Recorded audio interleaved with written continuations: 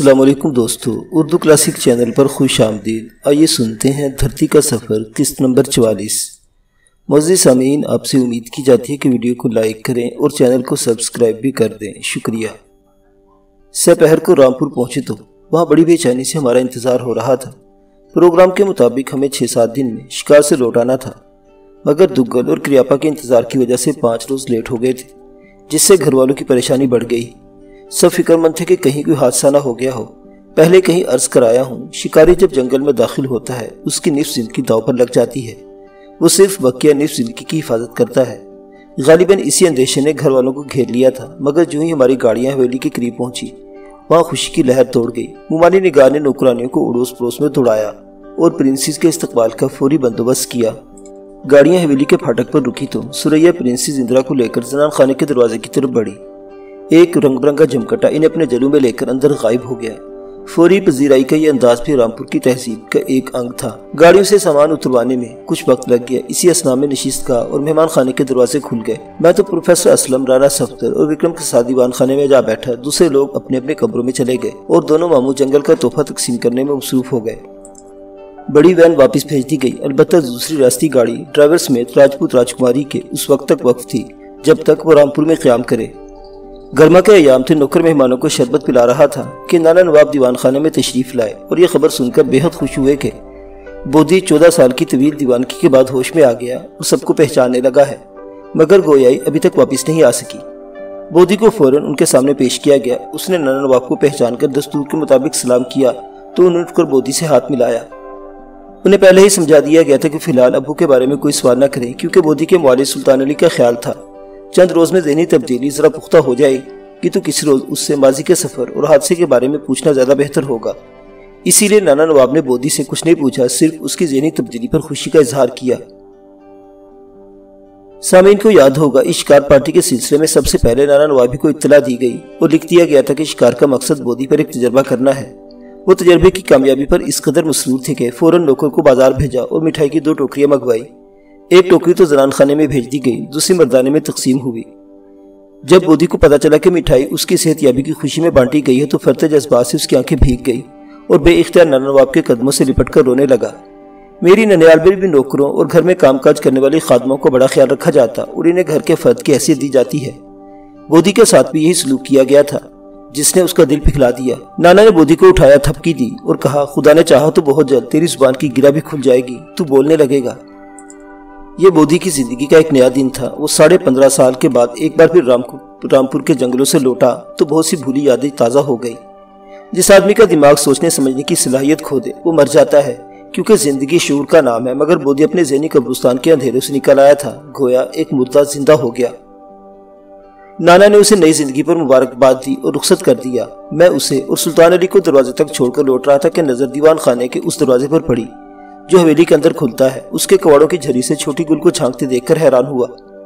وہ برآمدے میں کھڑی مجھے اشارے سے بلا رہی تھی۔ میں دیوان خانے سے نکل کر برآمدے میں پہنچا تو اس نے رامپوری انداز میں آداب کیا اور سرگوشی کے لہجے میں بولی، آپ کو اندر بلایا جا رہا ہے۔ میں نے سوچا شگفتہ اور دوسری خادمائیں کھانا وغیرہ تیار کرنے یا دوسرے کاموں میں مصروف ہوں گی اور ممالی نگار نے بودھی کی ذہنی تبدیلی کی خبر سن کر چھوٹی گل کو بھیج دیا ہوگا کہ مجھے بلا لائے۔ 11 برس کی تو تھی، ابھی برقع پہننا شروع نہیں کیا تھا اور مردانے میں آتی جاتی تھی۔ البتہ بڑی گل اب پردہ کرنے لگی تھی۔ جنگل میں قیام کے دوران جب سریا نے پرنسس اندرا کے سامنے روشن آرا ادا کا قصہ چھیڑ دیا تو ازراہ مذاق چھوٹی گل کا بھی ذکر ہوا تھا۔ میں نے پہلی بار ذرا غور سے اس کی طرف دیکھا، قامت کا جائزہ لیا جو ابھی قیامت نہیں بنی تھی اور اس کے ساتھ چل دیا۔ برآمدے سے نکل کر اس نے ممالی نگاری کے آشیانے کا رخ کیا اور میں نے چلتے چلتے یوں ہی پوچھ لیا، چھوٹی گل، کیا تجھے شعر و شاعری لکھنے کا شوق نہیں ہوا؟ اس نے چونک کر مجھے دیکھا، بات سمجھی اور پھر مسکرائی۔ شوق تو بہت ہے، مگر باجی ادا ہمیں شعر لکھنے سے منع کرتی ہے۔ واہ، خود شاعری کرتی ہے، تجھے کیوں روکتی ہے؟ ہمیں کیا معلوم، شاید ڈرتے کہ ہمارے سامنے ان کا چراغ مان پڑ جائے گا۔ میں اس کی بات سن کر حیران سا رہ گیا۔ کیا اتنے اچھے شعر لکھتی ہو کیا؟ کہاں، جب ہم شعر لکھنے بیٹھتے ہیں تو باجی چھڑی لے کر بھاگتے ہیں کہ مت لکھو شعر۔ پھر میری طرف دیکھ کر کہنے لگی، آپ باجی ادا سے ہماری سفارش کر دیجئے نا، ہمیں غزل لکھنے سے نہ روکے۔ چھوٹی خود ایک ربائی لگ رہی تھی۔ میں نے پوچھا، کیا میری سفارش چل جائے گی؟ آپ ہی کی سفارش تو چلے گی، کیجئے گا نا سفارش۔ مجھے اس بات پر حیرت ہو رہی تھی کہ چھوٹی گل کو چھوٹی عمر میں ہی شاعری سے دلچسپی ہو گئی۔ میں نے وعدہ کیا، ممانی نگار سے ملاقات کرنے کے بعد ادا سے ملوں گا تو ضرور سفارش کروں گا۔ اس نے ہونٹوں میں انگلی داب کر مجھے دیکھ کر مسکرا دی۔ بڑی معنی خیز مسکراہٹ تھی۔ ہم ممانی نگار کے دروازے پر پہنچ گئے، مگر وہ مجھے وہیں چھوڑ کر ہنستی مسکراتی راہداری میں ہو لی اور سین کی طرف نکلتی چلی گئی۔ میں کمرے میں داخل ہوا تو ممانی نگار کے بجائے روشن آرا ادا کو دیکھ کر کچھ پریشان سا ہو گیا، جو مجھے دیکھتے ہی آداب بجا لائی۔ اب چھوٹی گل کی مسکراہٹ کے معنی کھلے۔ وہ ادا کا بلاوا لے کر آئی تھی اور میں سمجھتا رہا کہ ممانی نگار نے بلایا ہوگا۔ چھوٹی گل میری اس غلط فہمی پر شرارت سے مسکراتی بھاگ گئی تھی۔ ادا میری کیفیت کو بھانپ گئی۔ آپ پریشان کیوں ہو گئے ہمیں دیکھ کر؟ میں دراصل ممانی نگار کے ملنے کی توقع رکھتا تھا کہ آپ کو ہماری ملاقات پسند نہیں تو ہم جا کر چچی نگار کو بھیج دیتے ہیں۔ میں نے بات سنبھالی۔ تمہاری ملاقات تو خلاف توقع ہوئی ہے۔ چھوٹی گل نے مجھے کچھ نہیں بتایا تھا، اور جو نعمت خلاف امید مل جائے وہ زیادہ پرلطف ہوتی ہے۔ پھر تشریف رکھیے نا۔ اس نے کرسی کی طرف اشارہ کیا۔ میں بیٹھا تو وہ بھی ایک کرسی پر بیٹھ گئی۔ غالباً اس نے گزشتہ سلوک کی تلافی کا راستہ نکالا اور موقع سے فائدہ اٹھا کر مجھے بلوا لیا تھا، کیونکہ سب عورتیں پرنسس اندرا کے گرد جھمکٹا کیے بیٹھی ہوں گی اور وہ چپکے سے کھسک آئی۔ یہ اس نے چھوٹی گل کے کندھے پر رکھ کر ملاقات کی بندوق چلائی تھی۔ شام ہونے والی تھی۔ وہ چوڑی دار پاجامے، گھٹنوں تک لمبے آسمانی فراق اور شفرنگ مدانی دوپٹے میں شام اودھ کی حسین تصویر نظر آ رہی تھی۔ میں نے سر سے پاؤں تک ذرا شاعرانہ نقطہ نظر سے دیکھا تو سراسر غالب کی غزل معلوم ہوئی، اور غزل کون سی؟ غنچہ نو شگفتہ کو دور سے مت دیکھا کہ یوں۔ معلوم ہوتا تھا باتیں تو بہت سی کرنا چاہتی ہے، مگر ان کی ابتدا نہیں ملی، اور سوچ رہی ہے کہ بات کہاں سے شروع کرے۔ آخر اس نے جنگل کا سہارا لیا۔ بہت دیر لگا دی آپ نے شکار میں، ہم کئی دن سے آپ کے منتظر تھے۔ شکار کے لیے بھٹکنا پڑتا ہے، پھر درندے اور شکاری میں گھات لگتی ہے، اس لیے دیر سویر ہو جاتی ہے۔ مان مجھے اس کی شاعری کا خیال آیا، مگر وہ تمہاری غزل خوب تھی، کیا آپ کو کہیں؟ شکریہ۔ اس نے خالص لکھنوی انداز میں سیدھا ہاتھ پیشانی کی طرف اٹھایا، جیسے کسی مشاعرے میں داد وصول کر رہی ہو۔ آپ کو پسند آئی غزل؟ نہ صرف مجھے بلکہ سریا کو بھی بہت پسند آئی، اور پرنسس اندرا کو۔ میں نے محسوس کیا کہ پرنسس اندرا کی رائے جاننے کے لیے خاصا تجسس رکھتی ہے، مگر پرنسس اندرا کو تو اس غزل کی ہوا بھی نہیں لگنے دی تھی۔ مجھے بات سوچ گئی کہ اب تمہاری غزلیں سب کو دکھاتا سناتا پھروں۔ پرنسس کو سنا دینے میں کیا مذائقہ تھا؟ وہ پہلے بھی ہمارے اشعار سن چکی ہے۔ گویا چاہتی تھی کہ میرے ساتھ جس تعلق کا اظہار اس نے غزل میں کیا تھا وہ اندرا کو بھی معلوم ہو جائے۔ میں نے پوچھا، غزل تم نے میرے لیے کہی تھی یا پرنسس کے لیے؟ اس سوال پر کچھ بھوکلاسی گئی۔ آپ ہی کے لیے کہی تھی تو بس مجھ تک پہنچ گئی۔ پھر ایک پل ٹھہر کر سوچ کر کہا، وہ غزل تو گھر کی بات ہے، اور گھر کی باتیں دوسروں کے سامنے نہیں کرتے۔ اس اشارے کے نائے میں اسے یہ سمجھانے کی کوشش کی کہ کہیں پرنسس کے سامنے اپنی محبت کی پراری کھول کر نہ بیٹھ جانا۔ مجھے اندیشہ تھا شاید اندرا باتوں باتوں میں اس سے پوچھ بیٹھے کہ وہ مجھے بھلا کہاں تک دلچسپی رکھتی ہے۔ اس نے سریا کو تاکید کر دی تھی کہ دونوں کو تنہائی کا موقع نہ دے، اور اگر کوئی بات اس کی موجودگی میں چھڑ جائے تو ایسی خوبصورتی سے سمیٹ لے کہ نہ پرنسس کے پلے کچھ پڑے، نہ ادا کے دل پر کوئی بار گزرے۔ سامعین میری پریشانی سمجھ رہے ہوں گے کہ دو کشتیوں کے سوار کو کیسے کیسے خطروں کا دھڑکا لگا رہتا ہے۔ میں اس ملاقات کی غائب سے واقف نہ تھا، صرف یہی سمجھا کہ ادا نے بس ملنے کا چانس لیا ہے۔ خود ہی کہنے لگی، اب تو آپ ہم سے ناراض نہیں ہیں، پہلے کب ناراض تھا؟ ناراض تھے آپ جبھی تو آپ کے چلے جانے کے بعد چچی جان نے امی سے ہماری شکایت کی۔ کیا شکایت کی؟ یہی کہ ہم آپ سے ملتے نہیں، بولتے نہیں، بات نہیں کرتے۔ ادھر اپنی حالت یہ ہے کہ ہم خیالوں میں بھی آپ ہی کی باتیں کرتے ہیں۔ میں سمجھ گیا کہ نگار نے بڑی ممانی سے یہ شکایت کیوں کی ہوگی۔ دراصل وہ چاہتی تھی کہ ادا میرے ساتھ کچھ بے تکلف ہو جائے، جبکہ ہمارے درمیان بات ابھی آداب اور تسلیمات سے آگے نہیں بڑھی تھی۔ یہ بھی بتاتا چلوں کہ بچپن کی ایک کنٹینیوٹی کے علاوہ جوانی میں ہمارا ایک دوسرے سے کوئی خاص رابطہ نہیں ہوا تھا۔ اس سفر کے دوران بہت سی مختصر سی ملاقاتیں پہلے ہو چکی تھی، جنہیں ملاقاتوں کی بجائے ان کی تخلیص کہنا چاہیے۔ ایک بار جب ہم پر پرنسس اندرا کے کمرے سے نکلے تو کچھ گلے شکوے ہوئے، اور معنی نگار ہم دونوں کو باہمی صلح کے لیے چھوڑ کر خود آگے بڑھ گئی، اور ہمارا آپس میں ایک مختصر سا مکالمہ ہوا تھا۔ دوسری بار ادا نے پائیں باغ سے مہلک سین کے دروازے پر مجھے وہ خط دیا تھا جس میں میرے متعلق ایک غزل تھی، اور وہ غزل سامعین کے سامنے پیش کر چکا ہوں۔ یہ ملاقاتیں نہیں تھیں، بس روبروئی تھی۔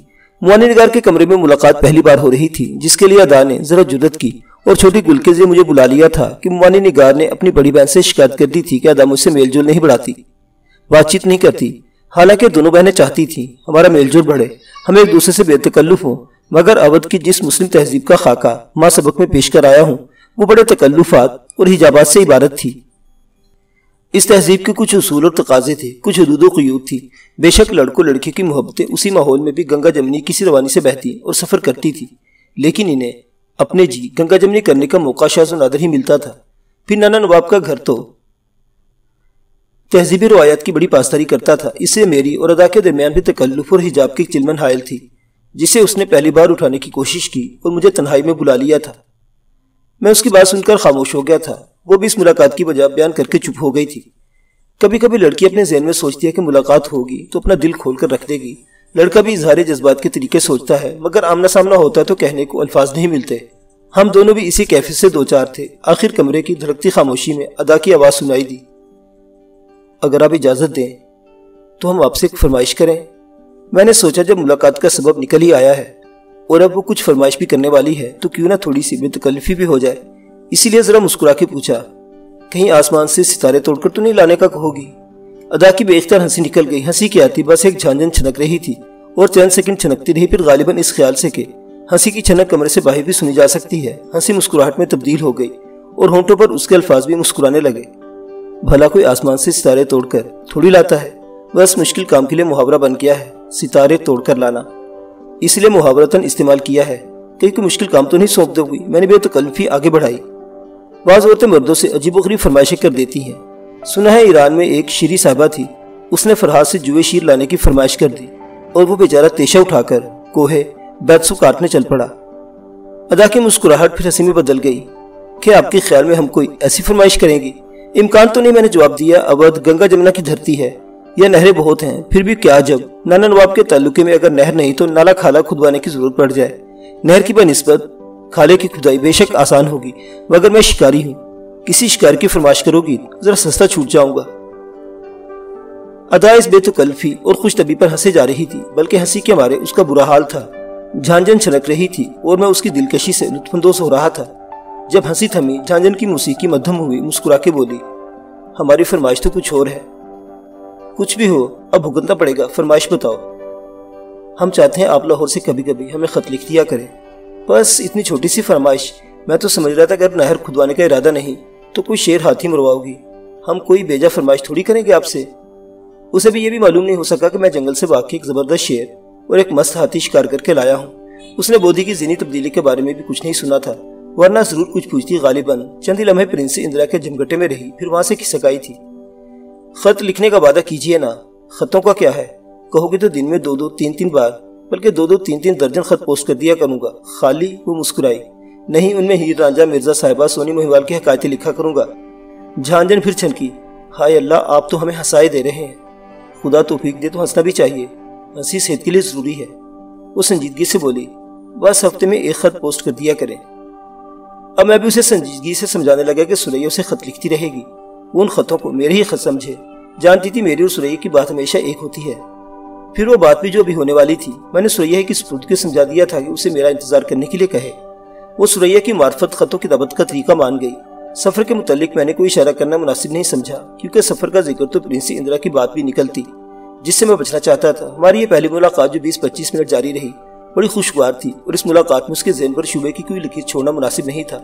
مگر اچانک اس نے سوال کیا، کیا پرنسس اندرا آپ کی دوست ہے؟ میں ایک لمحے کے لیے کچھ بھوکلا سا گیا۔ جس ذکر سے بچنا چاہ رہا تھا وہ اس نے خود چھیڑ دیا، مگر فوراً سنبھلا اور جواب دیا، ہاں ہے۔ آپ سے پرنسس کی ملاقات رانا صفتر نے کرائی ہے؟ ہاں، میں نے تسلیم کیا۔ آپ کی طرح اسے بھی شکار کا شوق ہے؟ میں نے بات مختصر کرنے کی کوشش کی۔ اب تم یہ پوچھو گی کہ میں اسے پسند کرتا ہوں تو میرا جواب یہ ہوگا، یقیناً پسند کرتا ہوں، وہ میرا خیال ہے تم نے بھی اسے پسند کیا ہوگا۔ ہم کچھ اور کہنا چاہ رہے تھے، میرا تجسس بڑھا، اور کیا۔ اس کے بات کرنے کا انداز اور انداز کے ساتھ لہجہ بھی بدل گیا۔ ہم چاہتے ہیں اگر آپ نے ایک پرنسی سے دوستی کی ہے تو کسی معاملے میں بھی آپ کی بات اس کی بات سے، آپ کی حیثیت اس کی حیثیت سے، آپ کی شان اس کی شان سے کم نہیں ہونی چاہیے۔ یہ کہہ کر وہ پروقار انداز میں کھڑی ہو گئی۔ یہ بات ہم اس لیے کہہ رہے ہیں کہ آپ کی شان کے ساتھ ہماری شان اور ہمارے گھرانے کی آن ہے۔ آپ اونچے ہوں گے تو ہم اونچے ہوں گے۔ دنیا میں کچھ لوگ ایسے ہوتے ہیں جنہیں دوسروں پر برتر رہنا چاہیے، اور آپ ان میں سے ایک ہیں۔ میں یہ سب کچھ سن کر دنگ رہ گیا اور پہلی بار محسوس ہوا کہ وہ اس گھرانے سے تعلق رکھتی ہے جس کی عورتیں مرد کی سربلندی اور ناموری کا خاص خیال رکھتی ہیں اور اسے عظیم بنانے کی راہ ہموار کرتی ہیں۔ امی بھی ابو کے بارے میں اسی طرح سوچا کرتی تھی۔ ان کے آخری سفر کے دوران امی نے کلارا آنٹی کو جو خط لکھے، بالخصوص اس خط میں جو شمال مشرقی سرحدی ایجنسی کے آخری ڈاک بنگلے سے اس بات کے ساتھ لوٹایا تھا کہ مکتوب الہی لاپتہ ہے، انہوں نے ابو کو ایک بڑے آدمی کی حیثیت میں پیش کیا تھا اور روشن ارادہ کو ایک پرنسس کے مقابلے میں میری بات آن اور شان کا خیال پریشان کر رہا تھا۔ اگرچہ پرنسس اندرا خود بھی جھوٹی شان و شوکت اور نمائش کو پسند نہیں کرتی تھی، لیکن روشن آرا ادا سے اس کی شخصیت کا پہلو ابھی تک اوجھل تھا اور وہ چاہتی تھی کہ مجھے ہر معاملے میں اس سے برتر ہونا چاہیے۔ غالباً اس نے یہ بھی سوچا ہوگا کہ اگر اندرا ایک مہاراج کی بیٹی ہے تو میں بھی میاں بادشاہ کا وارث ہوں جو کھڑے کھڑے کئی ریاستوں کی بولی دے سکتے ہیں۔ تو یہ تھی روشن آرا ادا جو اپنے پیکر سے نکل کر پہلی بار میرے سامنے نمودار ہوئی، اور اسے عورت کے روپ میں دیکھ کر میں دل ہی دل میں اس پر قربان ہو گیا۔ وہ میرے قریب ہی میرا مستقبل بن کر کھڑی تھی۔ میں نے ایک جھٹکے سے کرسی چھوڑ دی اور تقدیر کی طرف 2 قدم اٹھا کر اس کے پہلو میں پہنچ گیا۔ پھر آپ جس میں ظاہری ارادے کا دخل نہیں تھا، اپنا ہاتھ اس کے کندھے پر رکھ دیا۔ ادا، تم مجھے کسی سے کمتر نہیں پاؤ گی، اگر کہو تو پرنسس کو تمہارے قدموں میں جھکا دوں۔ اس نے اپنی محبت بھری نظریں مجھ پر نچھاور کی۔ ہم کسی کی سبکی نہیں چاہتے، صرف آپ کی سربلندی کی آرزو رکھتے ہیں۔ سوچ کا یہ انداز اس کی بلند نظری اور روشن خیالی کا مظہر تھا۔ میں نے یقین دلایا، تمہاری آرزو کا احترام کیا جائے گا۔ وہ پہلا دن تھا جب میں نے ادا کو دل کی پوری تسکین اور دماغ کی مکمل پہچان کے ساتھ قبول کیا۔ وہ چند فکروں کے ساتھ میری روح کی گہرائی میں اتر گئی تھی۔ اس احساس کے ساتھ میں نے اسے دونوں کندھوں سے پکڑ کر اپنے روبرو چہرہ بہ چہرہ قریب کر لیا۔ تمہارے حجاب کی بولی، ہائے اللہ کوئی دیکھ لے گا۔ حالانکہ کمرے کا دروازہ بند تھا، آس پاس کوئی بھی نہیں تھا۔ شاید خود بھی یہی سوچتی تھی کہ میں اسے اپنی باہوں میں لپیٹ سمیٹ لوں، مگر واہری تہذیب اودھ پسینہ بن کر ادا کی پیشانی پر نمودار ہوئی۔ ٹھیک اسی لمحے راہداری میں کسی کے قدموں کی ہلکی سی چاپ ابھری اور وہ تڑپ کر میرے کندھوں سے نکل گئی۔ میں نے پلٹ کر دروازہ کھولا تو راہداری میں چھوٹی گل نظر آئی جو تیز سے چلی آ رہی تھی۔ مجھے دیکھتے ہی ادا بجا لائی اور قریب آ کر پوچھنے لگی، آپ نے باجی سے ہماری سفارش کر دی ہے نا؟ اسی اثنا میں ادا بھی دروازے پر آ گئی۔ چھوٹی گل نے اطلاع دی، پرنسس کے کمرے میں محفل ختم ہوا جاتی ہے۔ ہمارا کسی نے پوچھا تو نہیں؟ نہیں، چھوٹی گل کا جواب اطمینان بخش تھا۔ ادا فوراً میری طرف گھوم گئی۔ اگر آپ اجازت دیں تو ہم جائیں۔ موقع محل کی نزاکت کے پیش نظر اسے مزید روکنا مناسب نہیں تھا۔ میں نے کہا صرف ایک شرط پر اجازت مل سکتی ہے۔ کس شرط پر؟ وہ حیران ہوئی۔ آئندہ تم چھوٹی گل کو شیر کہنے سے نہیں روکو گی۔ ادا میری شرط سن کر بھچکا سی رہ گئی۔ مگر چھوٹی گل شیر کب کہتی ہے؟ کیا؟ اب حیران ہونے کی باری میری تھی۔ اسے تو ٹینس کھیلنے سے فرصت نہیں۔ ادا نے دلچسپ انکشاف کیا۔